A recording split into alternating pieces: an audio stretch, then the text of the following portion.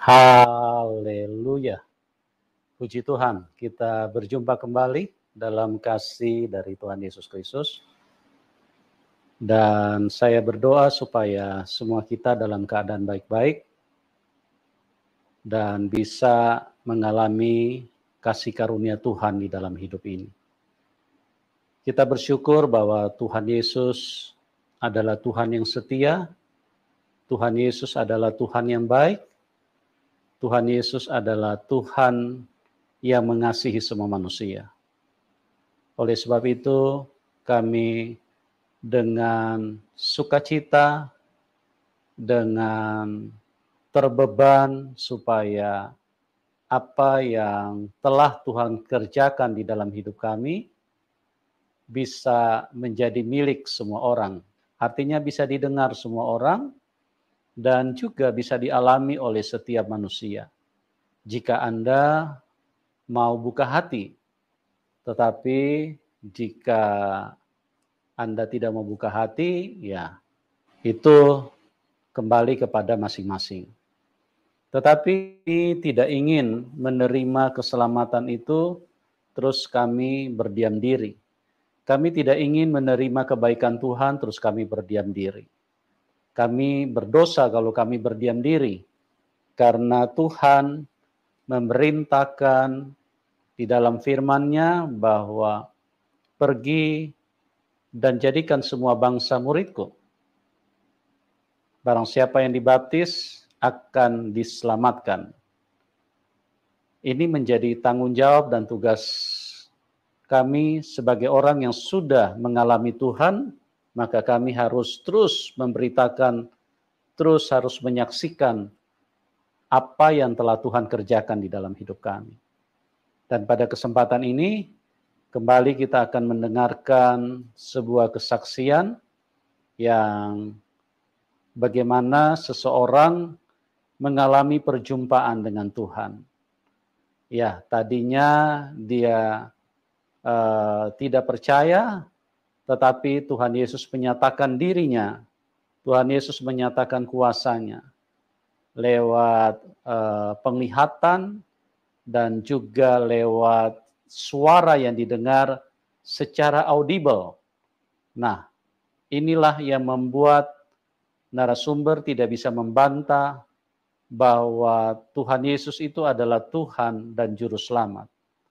Dan tidak bisa dibantah karena narasumber mengalami sendiri. Ya, kalau Anda belum mengalami, mungkin Anda masih tidak percaya. Kalau Anda belum mengalami, Anda mungkin menghina. Kalau Anda belum mengalami, Anda mungkin menganggap ini berita bohong. Tetapi tidak masalah. Karena kebenaran itu tidak bisa ditutupi. Nanti pembuktiannya sebentar nanti. Bahwa hanya orang yang berseru kepada Tuhan Yesus yang akan diselamatkan. Itu jelas tertulis di dalam Kisah 4 ayat 12. Di bawah kolong langit ini tidak ada nama lain yang olehnya manusia bisa diselamatkan kecuali di dalam nama Tuhan Yesus. Yohanes 14 ayat 6 jelas bahwa akulah jalan kebenaran dan hidup. Tidak ada seorang pun yang dapat datang kepada Bapa kecuali melalui aku. Ya, hanya Dia. Yohanes 3 ayat 16. Karena begitu besar kasih Allah akan dunia ini, sehingga Ia mengaruniakan anaknya yang tunggal, supaya setiap orang yang percaya padanya tidak binasa. Nah, yang tidak percaya berarti binasa. Ya, di bawah kolong langit ini tidak ada nama lain yang olehnya manusia bisa diselamatkan.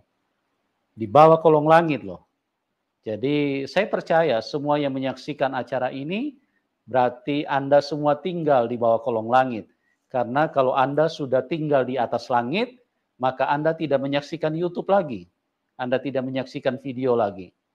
Dan inilah adalah firman Tuhan yang saya sampaikan, kiranya bermanfaat, kiranya bisa menolong, kiranya bisa mencerahkan dan menyadarkan kita semua.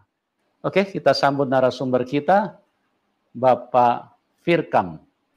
Ya. Shalom Pak Firkam. Iya, shalom Bapak. Selamat siang Pak.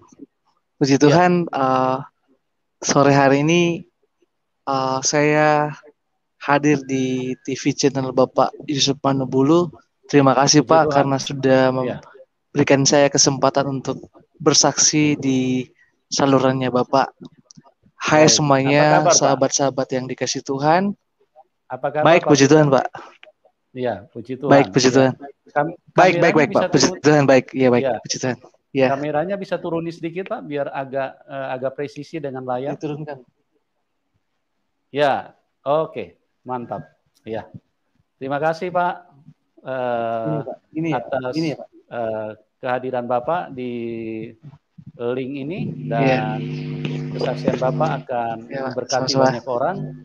Bagaimana Bapak dari seorang yang tidak percaya kepada Tuhan Yesus, dan kuasa Tuhan dinyatakan, bagaimana Bapak mendengar suara Tuhan dan juga mendapatkan penglihatan, sehingga Bapak menjadi orang yang percaya kepada Tuhan Yesus. Oke, kita akan dengarkan kesaksian daripada Bapak Firkam. Waktu dan tempat saya persilakan Pak. Silakan Pak Firkam.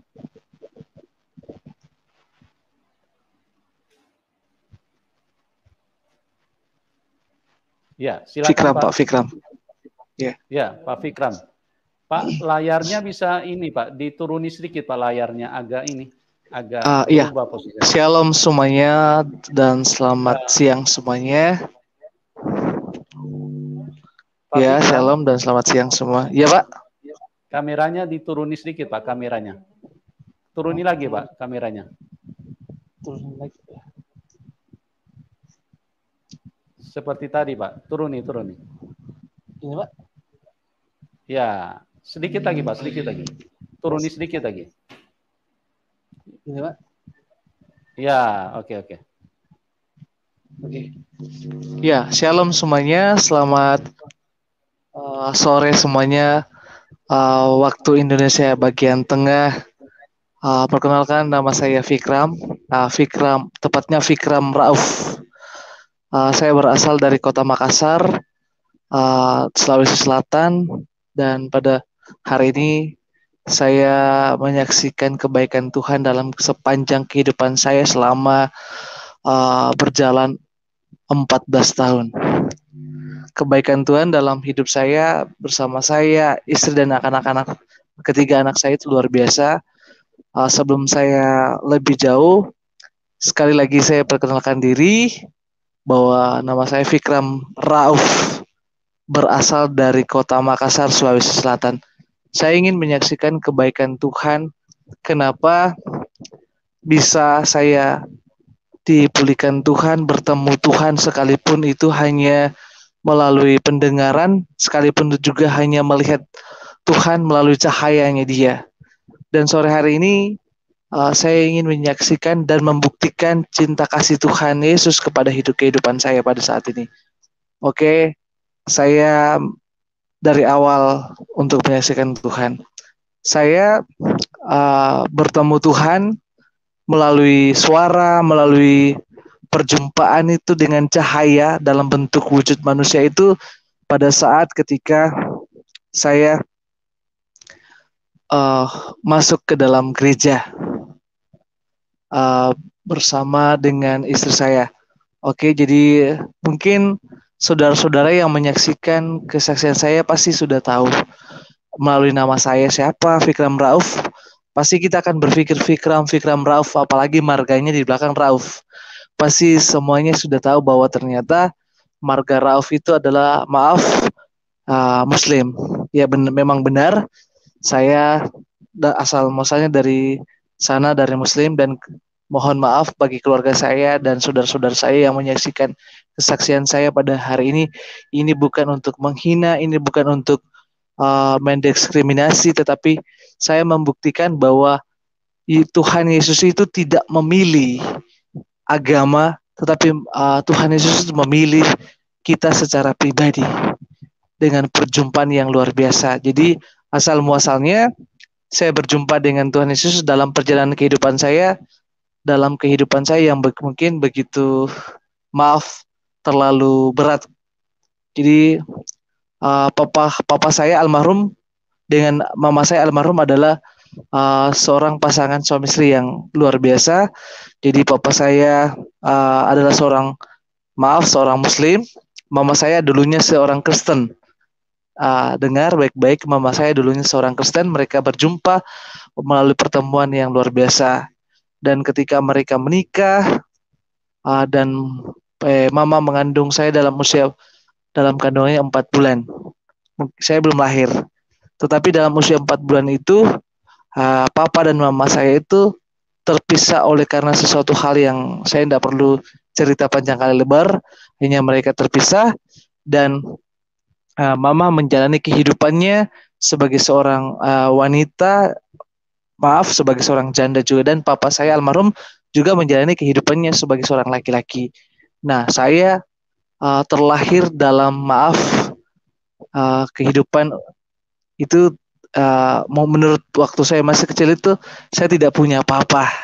Padahal papa saya ada, tapi karena cerai. Jadi saya lahir di tahun 1985. Tanggal 2 Oktober 1985 saya lahir di dunia ini. Lalu singkat cerita, mama menjalani kehidupannya dengan sebagai seorang wanita yang kuat, melahirkan saya dan membesarkan saya dalam usia 4 tahun.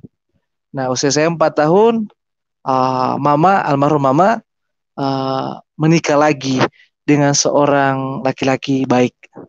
Nah, alkisah saya kenapa saya mungkin yang menyaksikan siaran TV ini, siaran channel ini, itu mungkin merasa aneh dan bingung, kok katanya Muslim, tapi kok kenapa bisa hidup dengan mama dengan papa barunya.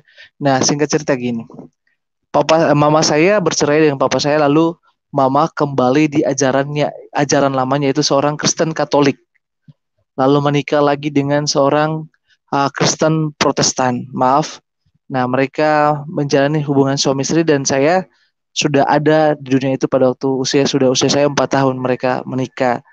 Nah, papa yang kedua saya ketika usia saya sudah mulai masuk 16 tahun itu, mereka berdua tidak tahu bahwa selama saya tinggal di keluarga papa, yaitu nenek saya itu di kota Sidrap, itu ternyata saya selalu belajar tentang tentang ajaran agama papa saya, yaitu Muslim Islam. Jadi saya belajar, saya mendengar, mereka selalu mengarahkan kepada saya, padahal jadi mereka tahunya mungkin saya pada waktu itu adalah karena mengikuti mama. Padahal mereka tidak tahu hati saya kemana. Nah, ketika saya mulai belajar mengenal itu, dan akhirnya sedikit demi sedikit saya paham. Dan sedikit demi sedikit juga saya mulai belajar pada waktu itu, walaupun hanya sedikit, tapi saya belajar. Saya belajar itu ya ikut-ikut sholat, mulai ikut sembahyang di masjid pada waktu masih Idul Fitri atau Idul Adha. Tapi kedua orang tua saya dan papa kedua saya tidak tahu bahwa sebenarnya saya adalah sosok yang berbeda dari mereka berdua. Tetapi ketika ada satu cerita yang luar biasa ketika saya sudah mulai merasa emosi, mulai merasa marah dengan kehidupan papa tiri saya yang semakin hari saya semakin dewasa, papa tiri saya tidak menyukai saya, sudah mulai tidak mengasihi saya dalam kehidupan saya pada waktu itu. Makanya ketika itu saya meninggalkan rumah ada sekitar 2 minggu. Nah, mungkin para anak-anak Tuhan yang sudah menyaksikan saya, di mana perjumpaannya dengan Tuhan Yesus, di mana dia bisa melihat Tuhan Yesus, dan di mana. Nah, ini saya akan cerita lanjutkan lagi. Nah, selama 2 minggu saya keluar dari rumah orang tua saya karena saya sudah merasa tidak disayang, sudah mulai dibenci, dan sudah mulai banyak timbul larangan-larangan, jangan begini, jangan begini. Nah, saya pada waktu itu sebagai seorang anak muda yang ya mungkin butuh kasih sayang sebagai seorang papa pada waktu itu kan sudah mulai hilang. Kenapa? Karena papa kandung saya meninggalkan mama pada waktu itu, dan tapi saya tetap setia pada waktu itu karena selama kalau papa tiri saya, papa yang kedua marah itu, dia selalu kamu pulang ke papa kamu karena papa kamu kan uh, gini gini gini, dan mama pun juga demikian kalau mama marah ya gitu. Jadi pada akhirnya uh, mereka berdua itu tidak tahu bahwa sebenarnya saya ini sudah melekat dengan ajaran dari agama papa kandung saya, yang maaf sebagai seorang Islam dan Muslim. Tapi akhirnya saya pergi meninggalkan rumah selama 2 minggu, lalu pergi ke tempat bergaul dan sesuatu hal-hal yang bagaimana, dan akhirnya singkat cerita saya bertemu dengan seorang wanita pada waktu itu. Wanita yang saat ini sudah puji Tuhan sudah menjadi istri saya. Nah, saya bertemu dengan seorang wanita, dia baik kepada saya, dan saya juga berjumpa dengan dia tidak secara kebetulan. Nah, pada waktu itu mungkin yang sedang menyaksikan penasaran kenapa saya bisa berjumpa dengan Tuhan Yesus. Maka jadi hari ini saya lebih detail lagi kesaksian saya. Jadi pada saat itu saya ketemu dia, dia istri saya dalam keadaan hamil 4 bulan, dan saya ada rasa timbul sesuatu yang ada di dalam benak saya gini, hati saya gitu. Lalu muncullah pemikiran yang bagaimana pada waktu itu ketika kayak seperti sekilas balik tentang kisah hidup saya pada waktu itu ketika mama saya ditinggalkan oleh papa saya dalam perut 4 bulan, sama dengan kehidupan pacar saya yang akan jadi istri saya, usianya juga 4 bulan. Nah, muncul flashback kisah-kisah saya dulu, mulai muncul gimana-gimananya. Sehingga cerita saya kenalannya cuma sekitar 1 minggu kenal. Lalu ketika saya kenal dengan teman istri saya adalah sahabat saya. Lalu ketika sahabat saya itu bercerita tentang kehidupan dia, tentang hal yang bagaimana, nah, timbullah saya punya perasaan yang seperti sesuatu yang perasaan yang aneh gitu. Kok tapi padahal saya kan awalnya tidak berpikiran untuk menikah pada waktu itu, dan akhirnya singkat cerita saya kembali pulang ke rumah orang tua saya, papa kedua saya, dan itu sekitar jam 12 malam. Mereka belum tidur berdua dengan 2 adik saya. Mereka belum tidur karena mereka menunggu saya dan saya pulang. Nah, ketika saya tunggu waktunya lebih agak naik ke atas lagi, lebih malam lagi, kedua adik saya tidur. Nah, saya memanggil kedua orang tua saya, papa kedua saya dengan mama. Saya bercerita seperti ini. Karena papa saya panggil papi. Papa kedua saya panggil papi. Papi, saya mau kawin, saya mau menikah. Lalu mama kaget. Kamu mau kawin? Selama kamu menghilang 2 minggu, kamu mau menikah? Lalu saya jawab begini, maaf, saya tidak tahu apakah saya berdosa atau tidak. Lalu saya ngomong kayak gini, wanita yang saya mau nikahin sedang hamil 4 bulan itu adalah anak saya. Salahkah kira-kira kalau saya mau menikahi dia? Karena dia hamil 4 bulan. Lalu ketika pada saat itu, mama kaget, papi saya kaget. Lalu mereka berdua bilang kayak gini, suku mana?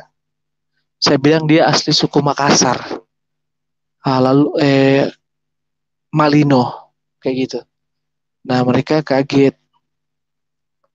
Kenapa kamu bisa berani kayak gitu hamili anaknya orang? Saya ngomong gimana bahwa saya harus menikahi dia. Nah, singkat cerita, istri kamu apa? Calon istri saya muslimah. Sama dengan kamu. Dengar ya baik-baik. Istri kamu apa agamanya? Istri saya Muslim. Sama dengan kamu. Mama saya bilang kayak gitu. Sama dengan kamu. Saya bilang, iya, sama dengan saya. Nah, singkat cerita, mereka berdiam diri saja, berdiam. Lalu pada besok paginya, mama saya bangun dan berbicara gini, kamu ajak dia datang ke rumah, kita bicara baik-baik. Nah, keesokan harinya saya jemput dia, dan semua, bukan cuma saya berempat saja, berenam dengan dua adik saya, tapi semua warga kaget pada waktu itu ketika saya membawa seorang wanita dalam keadaan hamil. Mereka bertanya-tanya, lalu saya ngomong bahwa istri ini calon istri saya karena dia hamil, makanya saya mau menikahi dia. Nah, ini bukan cuma satu orang, tapi seluruh warga yang ada pada waktu itu yang menyaksikan saya. Nah, sehingga cerita saya ketemu ada ketua RT dan ada ketua RW masuk ke dalam rumah, lalu saya berbicara tentang saya mau menikahi ini mah. Ini namanya Sri Kesumawati. Lalu cerita-ceritalah kami banyak kali lebar, dan pada akhirnya istri saya bilang iya mau menikah. Nah, sehingga cerita istri saya sudah pulang, saya kembalikan dia ke rumah. Lalu sorenya mama bertanya sama saya, Fikram, sudah ya, iya. Bahasa Makassar itu kalau bahasa iya, iya. Fikram, mama enggak punya uang, nak. Kamu lihat keadaan kita toh, mama enggak punya uang. Jadi seperti apa? Oke, jadi gimana? Jadi itu bapakmu juga enggak ada uang. Karena kau tahu toh gajinya seperti apa? Nah, saya bilang, iya. Jadi sebaiknya saya seperti apa, Mak? Nah, mama punya nasihat yang luar biasa sampai hari ini saya masih ingat. Mama bilang kayak gini, coba kau pulang ke rumahnya bapakmu, kau tanyakan, karena biar bagaimana, oke, dengar ya, biar bagaimana dia adalah papamu. Sedangkan yang sekarang ini dia itu memang papamu, tapi papamu yang kedua. Dia tidak ada haknya untuk menikahkan kamu. Ya kalau kamu sampaikan kepada papa kamu dengan semua rumpun keluarganya, mungkin mereka bantu kamu. Oke, saya turuti perkataan mama saya pada waktu itu. Saya pergi, saya datang, walaupun saya walaupun itu saya ada yang terima, ada yang tolak. Karena memang pada waktu itu almarhum papa kandung saya sudah menikah. Nah, singkat cerita, saya ketemu dengan tante saya, umi saya. Karena tante saya itu harus dipanggil umi. Kalau om, abah, papa, abah juga. Karena maaf, saya ada sedikit keturunan Arab. Jadi bapak saya umi, abah, tante umi. Nah, saya cerita bahwa saya menikah, saya belum ketemu dengan papa kandung saya belum ketemu. Tapi ketika itu mereka sama ada nenek saya. Dia bilang, kenapa kamu harus datang ke sini? Jadi saya ngomong, kan papa saya ada.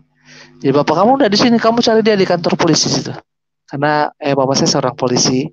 Nah ketika saya datang, ketemulah sama papa saya di situ. Saya bilang kayak gini, Pak, saya mau menikah. Kayak gitu, saya mau kawin. Dia kaget. Kenapa kamu kawin? Ya kan saya sudah dewasa, usia saya sudah Usia saya sudah 20 tahun. Itu tahun 2006.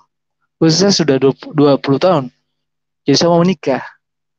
Bisa enggak saya minta tolong sama kita? Bantu saya untuk saya menikah. Kan kalau saya menikah dalam adat Bugis Makassar itu seperti apa? Mungkin teman-teman yang sudah menyaksikan tahu pernikahan Bugis Makassar itu seperti apa. Biayanya pasti besar banget. Besar sekali kayak gitu. Nah ketika bapak saya bilang gini, oke, saya bantu kok. Biar sedikit Oke, saya bantu. Nah, singkat cerita, sudah masuk malam, saya pulang lagi ke rumahnya mama, ke bapak kedua. Tidak secara langsung, disinilah pembuktian Tuhan. Tidak secara langsung, mama saya tanya ke saya, seperti ini, nak Fikram, betulkah kamu mau menikah? Betulkah itu anakmu, nak? Saya bilang, iya saya mau menikah dan iya saya harus bertanggung jawab bahwa itu anak saya. Dia cerita sama saya gini, saya sayang kok nak sama saya pada waktu itu. Saya sayang kok, bisa enggak saya minta satu saja sama kamu. Saya bilang, apa nak? Kalau kau menikah, saya minta sama kamu. Kamu harus menikah Kristen. Kamu masuk Kristen lah. Mama tanya kayak gitu. Saya ketawa.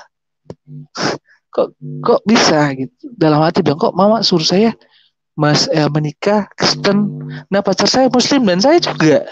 Kan gitu ceritanya. Nah pada saat itu, apa deh, ya ketika itu mama bilang, karena tidak ada yang dapat membantu kamu. Tidak ada yang dapat bantu kamu untuk menikah karena kita tidak ada apa-apa, tidak ada uang, apa dan sebagai berikutnya, apalagi Bugis Makassar kan gitu. Jadi saya ngomong ada ji bapakku yang mau bertanggung jawab di pernikahan saya, ada ji bapakku. Ini pakai bahasa Makassar, ada ji bapakku.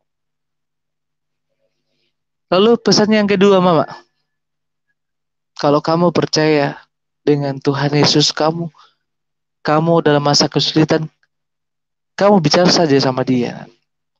Kamu terserah kamu mau bilang apa. Nah, saya pegang perkataan itu. Besok paginya, saya datang ke kantor polisi temui bapak saya. Ternyata bapak saya tidak bertanggung jawab. Tidak mau membantu saya, tidak mau menikahkan saya. Malah dia bilang, bapakmu kan ada. Kan dia yang besarkan kamu. Saya dengar pada waktu itu sakit loh, sakitnya di sini. Sakit dengar pada waktu itu. Lalu saya pulang, kecewa, pulang menangis. Lalu saya bilang sama mama, sama papi, mak, tidak mau bertanggung jawab bapakku. Dia bilang, yang seharusnya bertanggung jawab itu kamu menikah, itu bapakku, papiku. Jadi bagaimana ini nak? Mama bilang, karena saya dekat dengan mama saya gitu. Mama bilang gini, jadi gimana? Jadi gimana ini anaknya orang? Kau sudah hamili, usianya 4 bulan, dan gimana-gimana. Jadi saya pada waktu itu pusing juga. Pusing. Dan akhirnya masuk malam. Saya belum tidur malam. Malamnya saya belum tidur. Saya ikuti sarannya mama aku. Nah, kau harus menikah. Kalau kau menikah, nak, menikah Kristen, kau ajak Kristen masuk Kristen dan kau juga masuk Kristen. Nah, ada pesannya itu yang kedua, bahwa kalau kamu dalam masa-masa kesulitan atau dalam masa-masa apa, kamu tanya saja sama Tuhan Yesus. Kau berbicara dengan dia. Kalau kamu percaya, dia akan membantu kamu. Nah, malamnya saya tidak berdoa. Saya cuma ngomong kayak gini sekarang yang saudara-saudara yang dikasih Tuhan menyaksikan apa yang saya katakan. Saya cuma ngomong sambil pegang dada gini. Tuhan Yesus, kalau kamu memang Tuhan, saya cuma ngomong kayak gitu. Kalau memang kau suruh saya masuk Kristen, kasih maka bukti. Dengar baik-baik. Kasih mak bukti. Kalau kau suruh saya masuk Kristen, sama seperti mamaku, kalau ada apa-apa, kau berbicara sama Tuhan Yesus. Nah sekarang saya bicara sama kau ini, Yesus. Kalau memang kau Tuhan, saya mau lihat buktimu. Kau permudahkan semuanya saya bisa menikah. Dan saya juga mau dengar, karena istri saya akan menelpon besoknya. Jawabannya iya atau tidak pada waktu itu. Nah, buktikan kalau memang kau memang Tuhan buat saya akan ikut Kristen. Iya. Saya ngomong kayak gitu, saya ngomong tidak bicara lewat hati, ngomong. Tapi hati saya bilang, saya tidak mau masuk. Kalau saya sudah menikah, Mi, saya pasti akan Islam, tetap Islam. Dan pada waktu besok paginya jam 9 atau jam 10, tiba-tiba ada suara telepon tetangga saya. Karena di zaman saya 2006 itu pada waktu itu cuma wartel dengan telepon tetangga yang kami gunakan untuk telepon-teleponan ke keluarga. Tiba-tiba perempuan yang sekarang jadi calon istri saya telepon. Lalu tetangga panggil saya, Fikram, ada cewek cari kok. Saya bilang, di mana? Lewat telepon. Oh iya, saya bicara sama ini perempuan yang jadi istri saya. Dia bilang gini, Fikram, ya saya mau menikah, saya mau kawin sama kau. Tapi setelah kita menikah, kita cerai ya.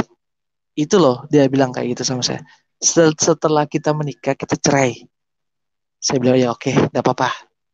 Kan gitu. Nah, saya tanya, mama aku bilang begini, kamu mau gak menikah Kristen? Mama aku bilang, kayak gitu. Nah, dia sempat ada mungkin sekitar 5 menit berpikir. Dia bilang, nah, saya cuma dengar kayak gini lo telepon. Kamu mau nggak menikah Kristen? Kau masuk Kristen, saya masuk Kristen. Kita sama-sama menikah Kristen. Nah, tidak tahu secara kebetulan atau gimana, dia langsung bilang kayak gini. Ya udah, saya mau masuk menikah Kristen. Tapi setelah kita menikah, kita cerai nah. Oke, saya lanjut. Akhirnya singkat cerita, istri saya mau. Perempuan itu mau, yaitu menjadi istri saya sampai sekarang. Saya sudah punya 3 anak. Nah, akhirnya saya lari. Saya tanya mama, Mak, dia mau menikah Kristen dan kami berdua sama-sama masuk Kristen. Nah, bukan cuma itu saja syaratnya loh kalau kita masuk Kristen. Nah, ketika pada waktu itu mama bilang betul Ji. Saya pakai bahasa Makassar lagi nih. Betul Ji. Iya. Nah, dia bilang ya udah. Tapi di mana kau mau menikah? Kau tidak pernah ke gereja. Kamu tidak pernah masuk gereja. Mama bilang. Saya bingung juga. Nah, akhirnya papiku bilang begini. Kan adikmu kan rajin gereja. Kau coba tanya. Jadi saya tanya adikku, almarhum adikku. Namanya adikku Yeri. Saya bilang, Yeri, bagaimana caranya orang menikah Kristen?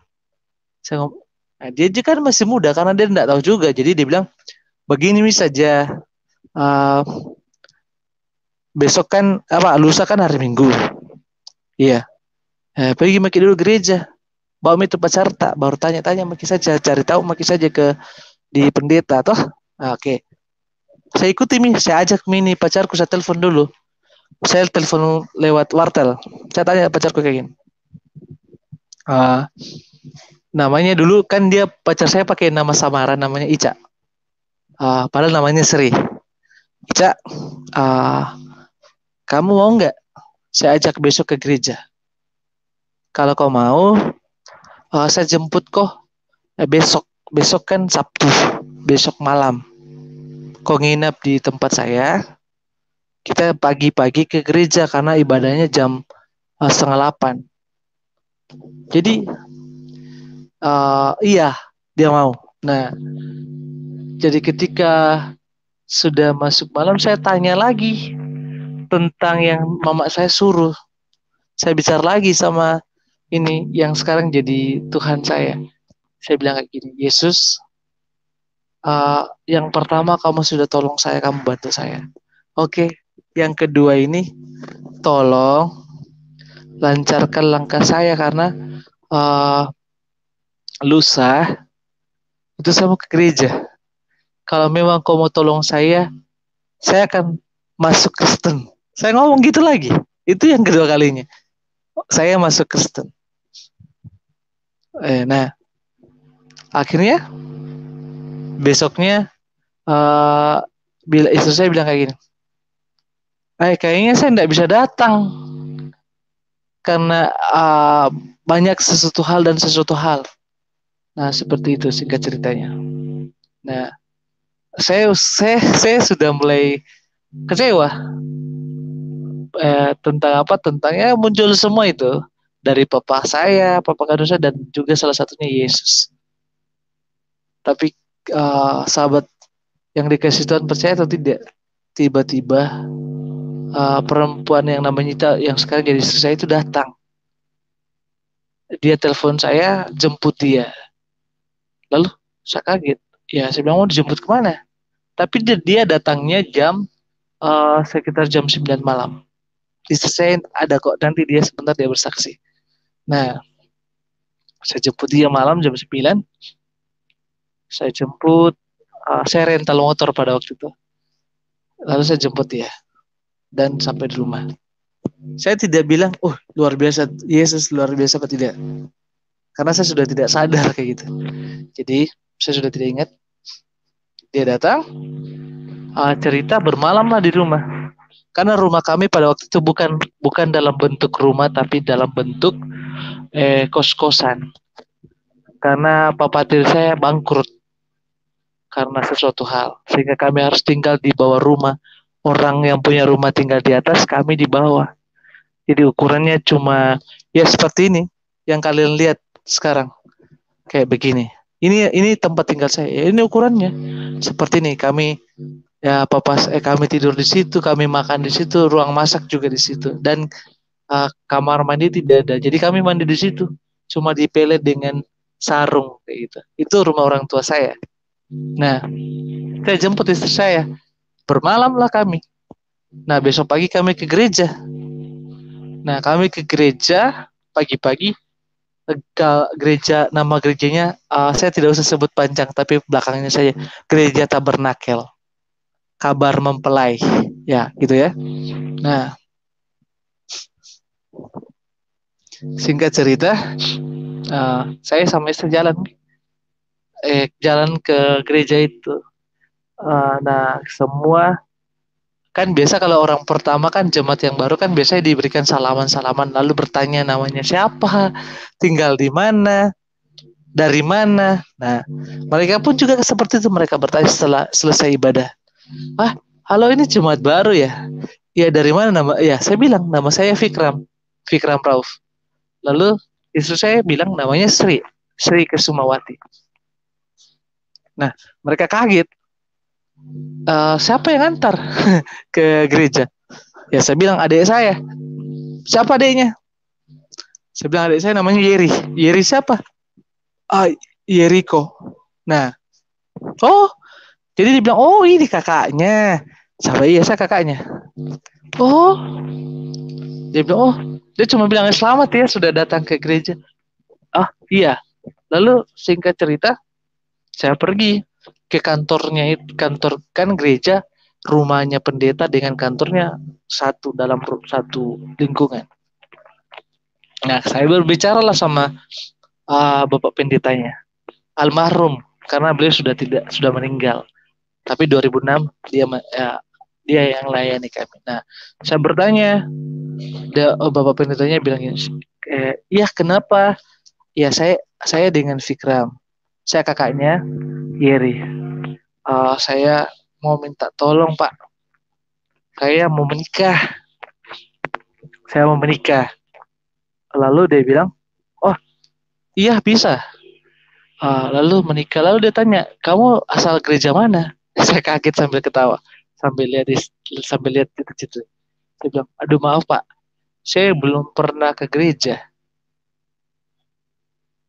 Maaf Dik, saya belum pernah ke gereja. Lalu apa ya? Jadi belum pernah ke gereja? Iya, belum pernah ke gereja Pak. Jadi seperti itu, iya. Jadi dia belum pernah ke gereja. Dia tanya, jadi ini pasangan kamu juga belum pernah ke gereja? Iya, tidak pernah ke gereja dan belum pernah ke gereja baru ini. Nah, bapak pendetanya kaget.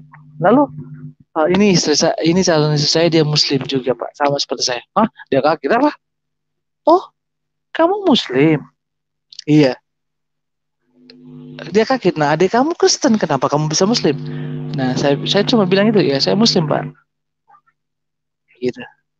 Nah akhirnya dia sempat diam, beli almarhum ini sempat diam, lalu uh, dia suruh kami datang hari ini Minggu, dia suruh kami datang hari Rabu, karena hari Rabu itu adalah doa doa doa pujian dan penyembahan pada waktu itu. Nah saya ikut, saya datang, tapi saya datangnya setelah selesai ibadah.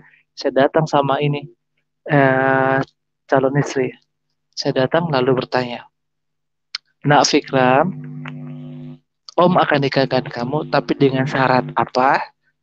Kamu datang ke gereja bawa kemeja putih, celana panjang hitam. So ya, kamu dibaptis ya. Saya saya ketawa. Saya maksudnya saya ketawa bilang, aduh, saya dibaptis. Iya, jadi saya bilang, ya oke oke, iya oke oke, saya terbata-bata kayak gitu, iya siap siap siap, kayak gitu. Lalu itu saya tanya, kamu Sri, kamu ikut juga ya hari Minggu ibadah, kamu siapkan baju putih dengan rok warna hitam. Jadi karena dengan apa? Ini saya bilang iya, iya mau. Nah akhirnya kami banyak anunya. Lalu beliau cerita lagi, kalau kamu menikah, mungkin Fikram ada saksinya toh? Baik, ada mama sama ada papi. Oh iya. Nah ini calon istri kamu siapa? Dia melamun, istri saya melamun. Akhirnya saya bilang gini, ada kok Pak saksi, yaitu tante saya, walaupun bukan tante tapi ada hubungan keluarga 3 kali katanya yang akan jadi saksi. Nah singkat cerita kami pulang saya berbicara di jalan sama calon istri, saksinya siapa? Ini tante. Oke, kita pergi sana nah, ketemu tantenya. Nah ketika ketemu tante sempat marah, tapi dalam hati saya bilang kayak gini, dia marah, enggak bisa, saya enggak mau jadi saksi, saya takut jadi saksinya kalian menikah, saya enggak mau.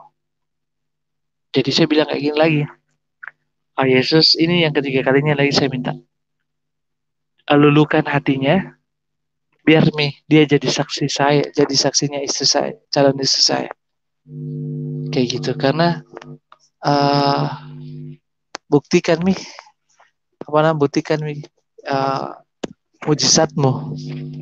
Dan akhirnya singkat cerita, kalau tidak salah kami menikah tanggal 20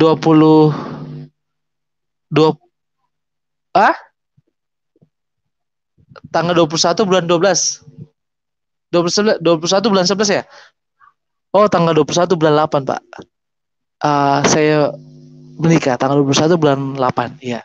Karena anak saya lahir tanggal 21 bulan 11 2006. Beda 21 di 21 bulan 7. 21 bulan 7.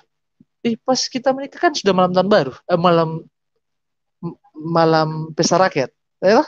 Ya, saya lagi membahas cerita sama istri. Ya, jadi tanggal 21 bulan 8 saya menikah 2006. Akhirnya tantenya telepon.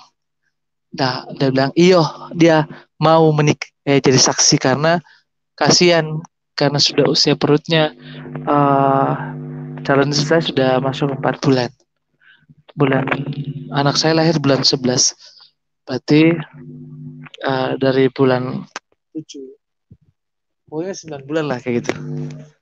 Jadi singkat cerita, pada akhirnya mama saya bilang kayak gini, semuanya setuju jadi iya. Nah sekarang bagaimana Mina? Apa? Kalau kau menikah di gereja kan harus butuh uang. Kita enggak punya uang. Itu mama tanya lagi kayak gitu. Kita enggak punya uang. Nah pada dan juga istri itu, calon istri mau pakai baju apa? Enggak mau dia pakai baju apa? Kau pakai baju apa? saudara-saudaraku yang dikasih Tuhan, ini lagi mujizat Tuhan Yesus dalam kehidupan saya dengan istri dalam pernikahan saya. Saya bicara lagi, saya tidak berdoa, saya bicara. Lalu saya bilang kayak gini, saya sudah mulai pakai gini, Tuhan Yesus, ini bukti cinta kasih-Mu dalam kehidupan saya. Saya tidak lama lagi saya akan menikah tanggal 21 bulan 8. Kira-kira apakah kamu bisa membantu? Saya ngomong loh, tidak berdoa, saya ngomong. Bisa bantu saya lancarkan pernikahan saya. Sedia, saya tidak punya uang. Saya bagaimana? Istri saya tidak punya uang, mau beli bukan beli baju, mau sewa baju pernikahan. Lalu saya juga tidak punya jas hitam. Gitu. Dan akhirnya apa? Sudah tanggal 21 atau tanggal 19 Desember ada mujizat yang luar biasa. Mujizatnya itu apa?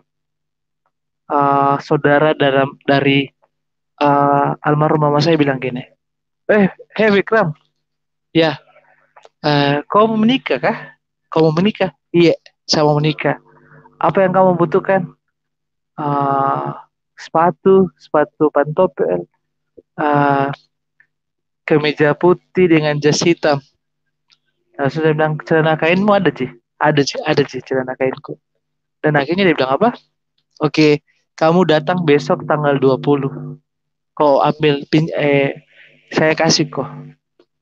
Nah, itu satu luar biasa. Nah, akhirnya apa?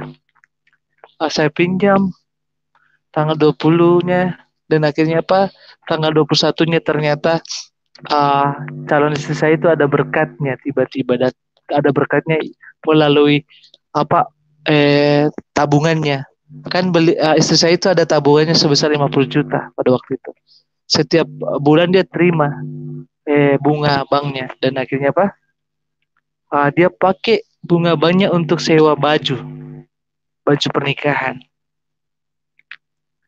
Semuanya lengkap. Tuhan Yesus sediakan. Dengan satu hal lagi, ada makanan yang sebanyak 100 pieces makanan itu. Ternyata papa tiri saya itu ada berkatnya juga. Lalu dia pesankan makanan di restoran.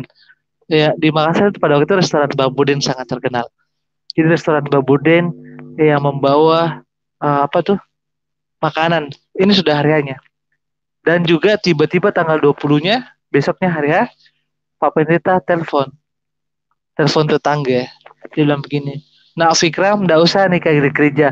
Biar om saja datang sama istri, sama jemaat. Itu mujizat Tuhan lagi yang luar biasa. Dan pada akhirnya apa? Saya diberkati di rumah, bukan di gereja.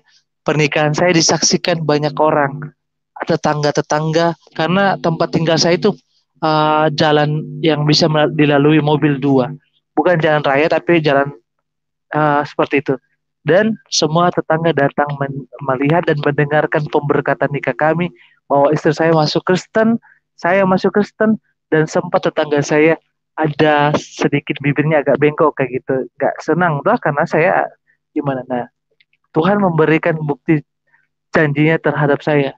Saya ada gaun pengantinnya istri saya, ada makanan, ada Bapak Pendeta bawa surat surat baptis 2, lalu surat pemberkatan nikah, lalu surat catatan sipil. Nah, itu Tuhan luar biasa. Nah, disitulah saya yakin bahwa ternyata memang Tuhan Yesus itu memilih saya untuk menjadi pengikutnya bersama istri saya. Itu ada bukti-bukti kasih yang luar biasa pada waktu itu. Saya menangis. Kenapa? Karena keluar saudara-saudara mama saya datang. Walaupun cuma 3 orang, tapi saya sangat luar biasa. Saya sangat senang bahwa ternyata saudara keponakannya mama itu datang melihat saya menikah pada waktu itu. Bahkan tetangga-tetangga yang, karena kami tinggal di sekitar situ, kami Kristen sendiri.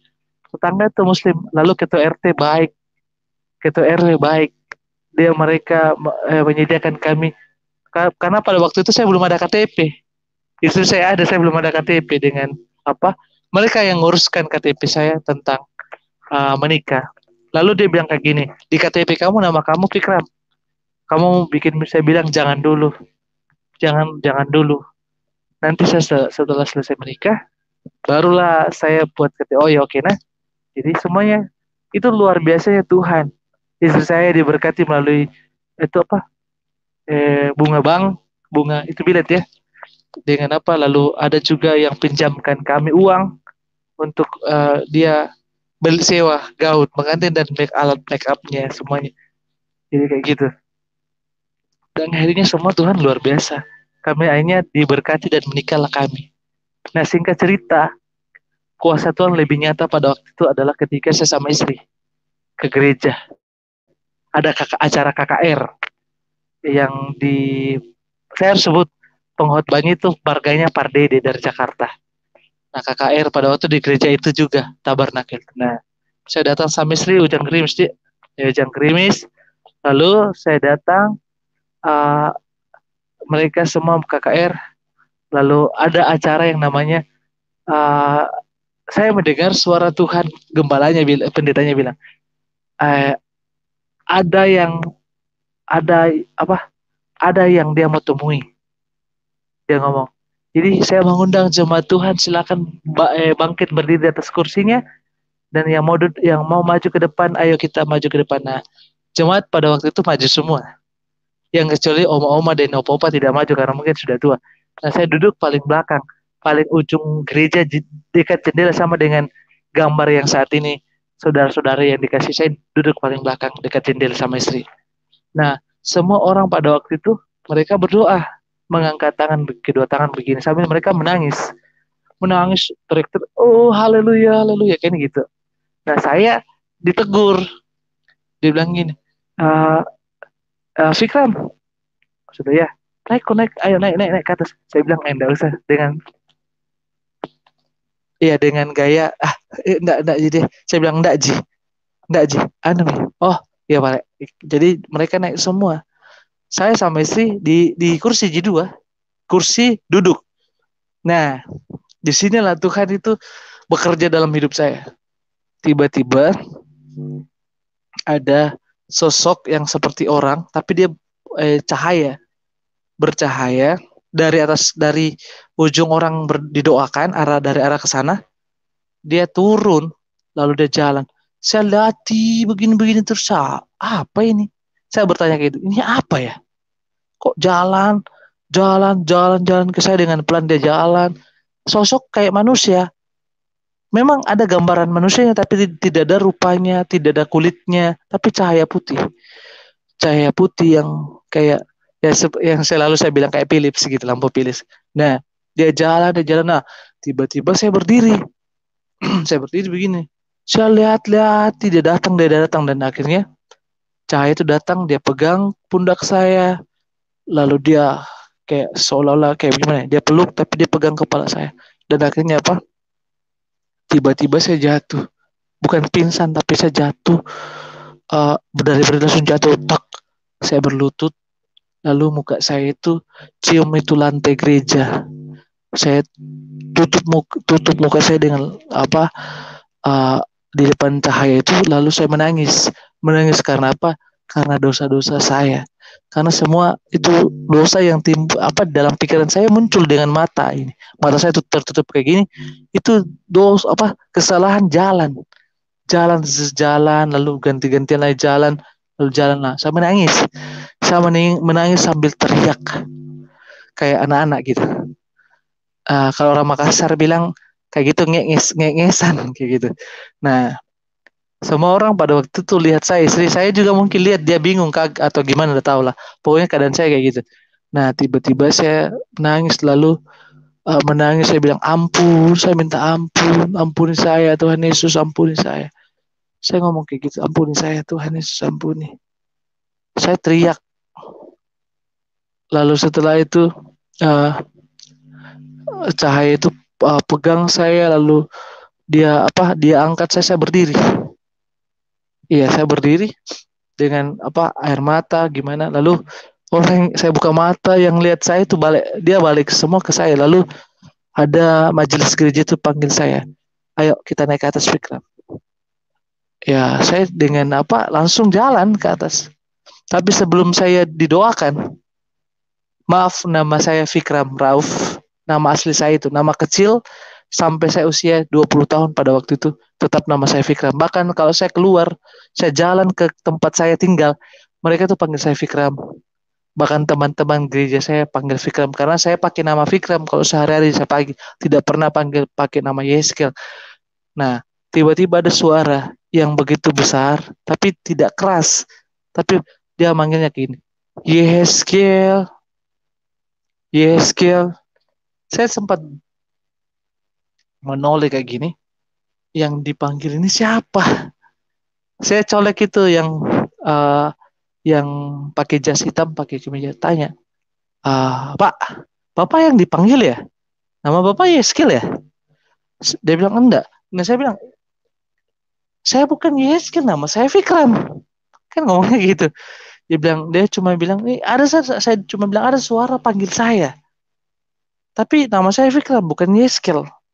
Saya bilang kayak gitu. Nah, mungkin pada waktu itu mungkin orang mulai kayak gini, kaget, bingung. Tuh, lalu saya fokus lagi, saya tutup mata. Nah, nama yang terakhir itu bilang, Yeskel. Nah, saya buka mata kaget.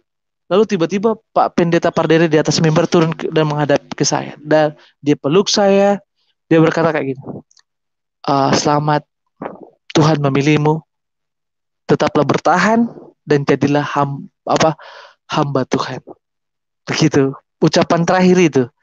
Nah, saya peluk, kan dia peluk saya gitu. Lalu saya nangis. Lalu setelah nangis, saya disuruh kembali ke tempat. Saya masih keluarkan air mata, duduk sama istri saya mungkin kaget toh, heran-heran karena belum pernah dia mungkin lihat gitu, apalagi saya. Jadi, nah itulah Tuhan luar biasa pada waktu itu, dan saya yakin dan percaya bahwa Tuhan sudah memilih saya. Saya tidak tahu Tuhan mau jadikan saya apa, hamba Tuhan atau gimana, saya tidak tahu. Tapi ketika saya keluar dari pintu gereja, saya berboncengan dengan istri. Pada waktu itu motor masih ada. Nah, pada waktu itu saya keluar dari pagar, jalan pelan-pelan. Saya cuma jalan pelan-pelan begini, berpikir tadi itu siapa? Aneh, kenapa aneh? Lalu saya bertanya sama istri, saya tadi kenapa? Kan gitu. Nah, singkat cerita belok, tiba-tiba saya menoleh ke atas. Lalu setelah menoleh ke atas, langsung ada pujian yang yang tidak pernah saya dengar. Itu walaupun tuh orang bilang itu pujian selalu kami dengar kalau saya bersaksi di gereja. Nah, tapi itu lagu belum saya pernah dengar. Ya itulah muncullah kata haleluya itu dengan dengan pujian bunyi haleluya, haleluya,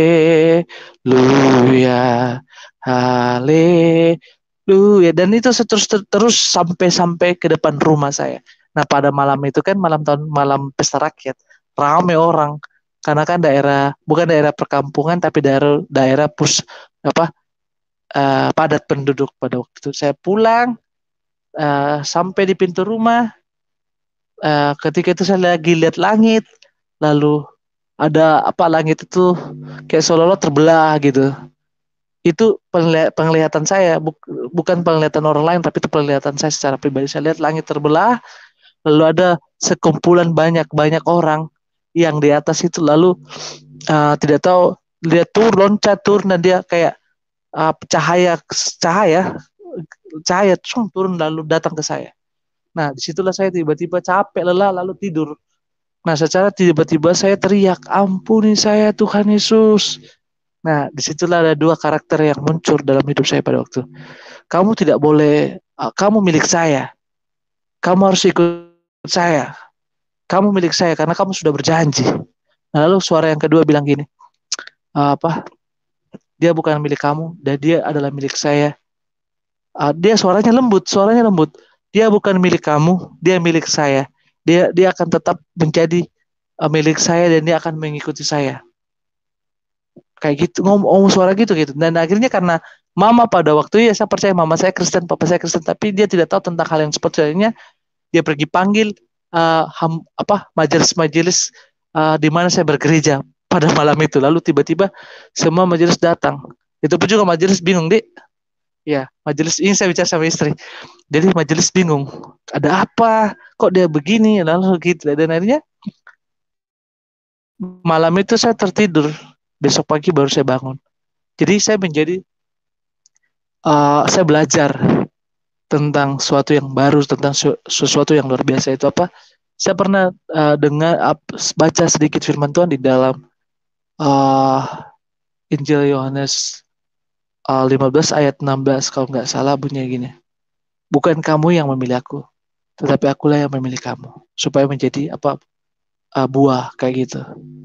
Jadi bukan saya yang memilih Tuhan Yesus, tapi ternyata Tuhan Yesus sudah memilih saya dengan istri untuk menjadi hambanya, untuk menjadi sahabat dan temannya, dan selalu setia. Jadi saya ingat firman Tuhan itu, dan singkat cerita masih banyak yang saya perlu saksikan kebaikan Tuhan. Iya, tiba-tiba keluarga dari istri saya datang. Dia marah, dia marah. Dia maki saya di depan dia panggil di depannya orang tua saya, mama saya, bapak saya, dan ada juga beberapa tetangga dengar. Nah, di situ ujian proses dan saya dengan istri dalam pernikahan. Tante dari istri saya datang. Dia bilang, Fikram itu menikahi kamu karena uang. Fikram itu menikahi kamu karena harta. Fikram itu menikahi kamu karena banyak hal.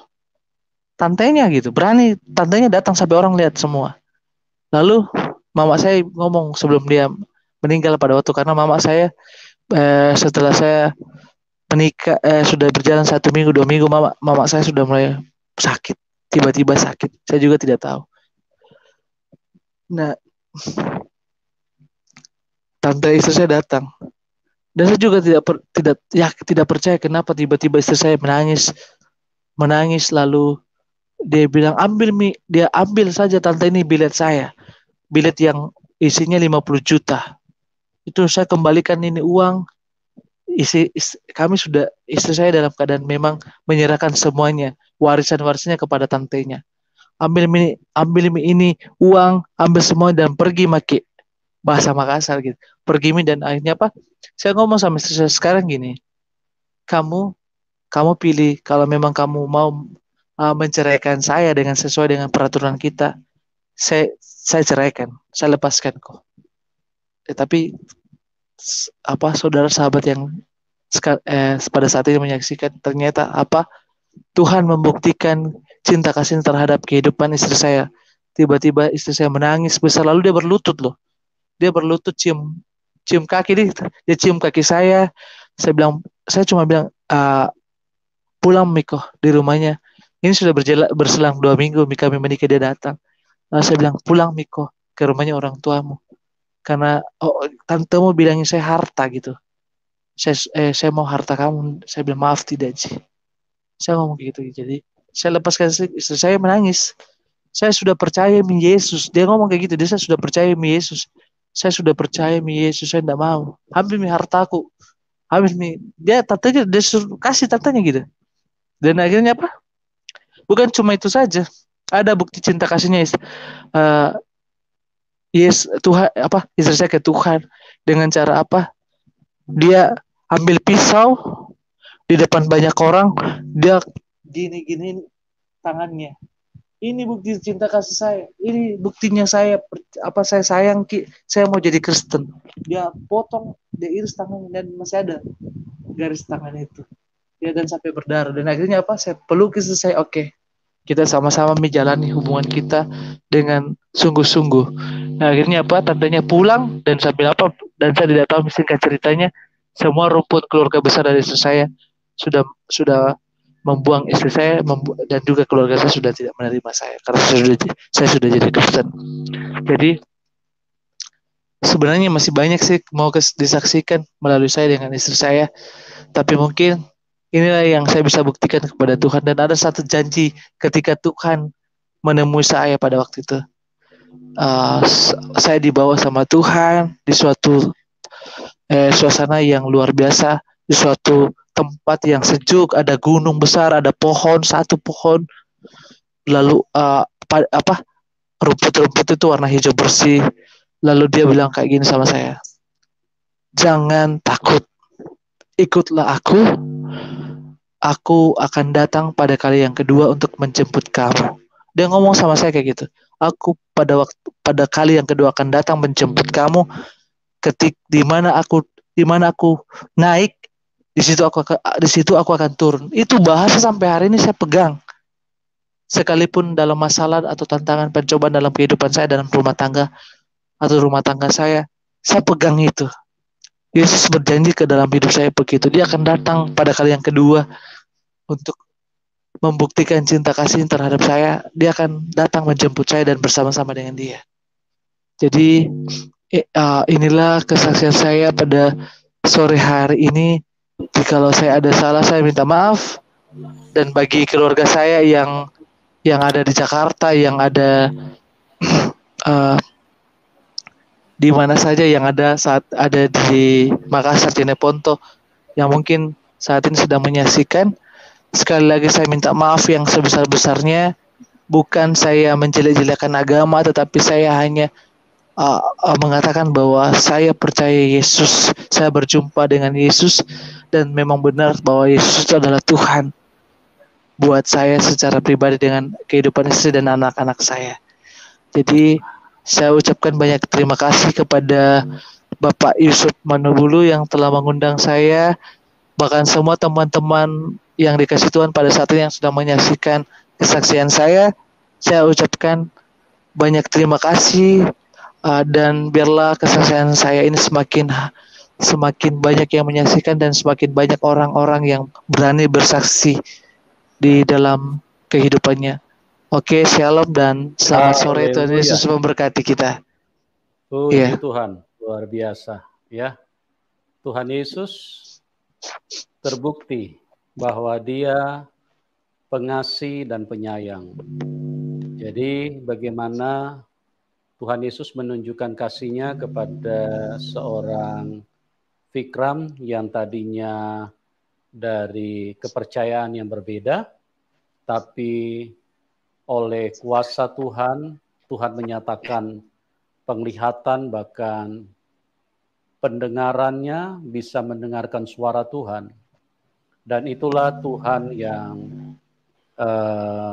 menyatakan diri, Tuhan yang berkuasa.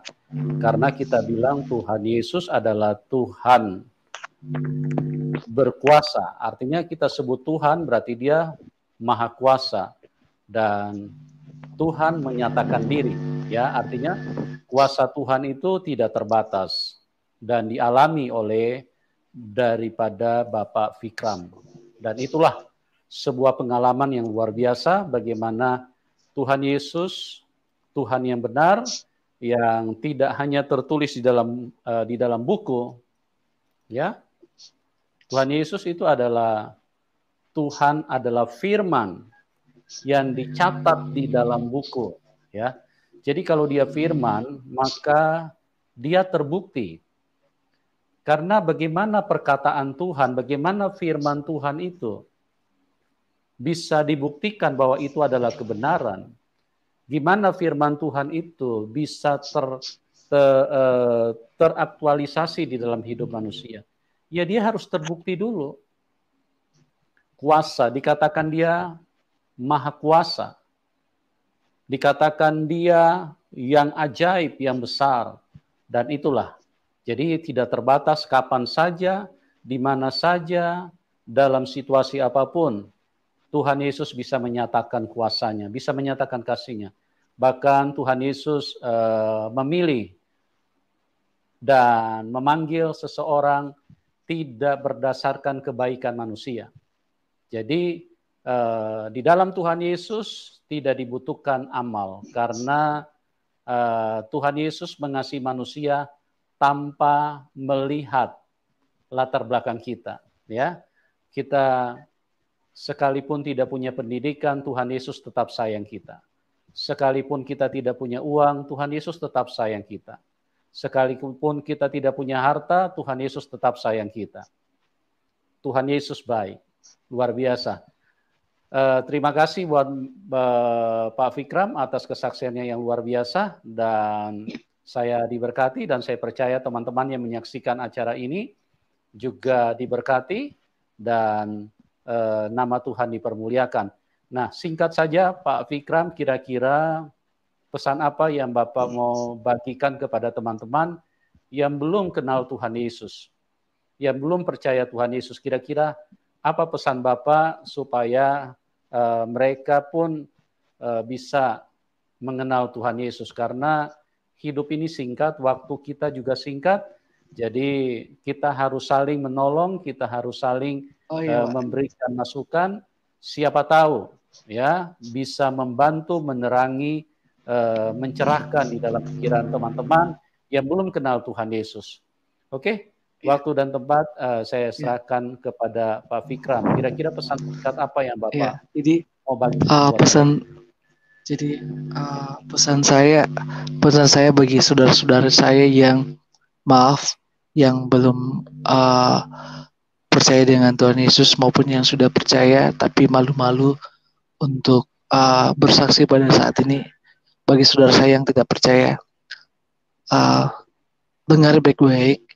Yesus itu tidak memilih agama kamu. Yesus itu tidak memilih kamu berdosa atau tidak, tapi Yesus memilih kau karena pribadi kamu. Yesus masuk dalam kehidupan kamu sama seperti saya. Yesus datang mengunjungi saya melalui pada saat saya ke gereja sama istri. Dia datang, dia peluk saya. Lalu yang kedua, dia bersuara memanggil saya Yehezkiel. Yang ketiga, dia datang lagi dan berjanji untuk bersama-sama dengan saya, untuk naik bersama-sama dengan dia ketika dia pada kali yang kedua. Jadi firman Tuhan bagi Alkitab bilang kayak ini, bukan kamu yang memilih aku, tetapi aku yang memilih kamu. Berarti bukan saya yang memilih Yesus, tapi Yesus yang telah memilih saya untuk menjadi pengikutnya, untuk menjadi muridnya yang taat dan setia sampai akhir hayat saya. Jadi bagi saudara saya yang di luar daripada saya, sekali lagi saya bilang, Yesus tidak pernah memaksa saya untuk mengikut dia, tetapi Yesus yang telah memilih saya, dan saya percaya kalian semua pun juga akan bertemu dengan Yesus. Bagi saudara saya yang sudah mengenal Yesus tapi malu-malu bersaksi, percayalah, kamu pun juga sudah dipilih dengan Tuhan. Yuk kita bersaksi, yang mungkin saat ini masih malu-malu, ragu-ragu karena saya gini mana. Tapi percayalah, bukan kamu yang memilih Tuhan Yesus, tapi Yesus itu yang telah memilih kamu untuk menjadi saksinya. Jadi mungkin seperti itu saja ya Pak. Saya bisa sampaikan bahwa jangan pernah ragu. Haleluya. Ya Pak. Jangan pernah ragu. Ya teman-teman, ingat waktu kita singkat. Karena kalau Anda sudah mati, Anda tidak percaya kepada Tuhan Yesus, Anda akan menyesal. Karena apa? Karena firman berkata, Kisah 4 ayat 12, di bawah kolong langit ini tidak ada nama lain yang olehnya manusia bisa diselamatkan kecuali di dalam nama Tuhan Yesus. Ingat, saya percaya bahwa semua teman-teman yang menyaksikan acara ini masih tinggal di bawah kolong langit.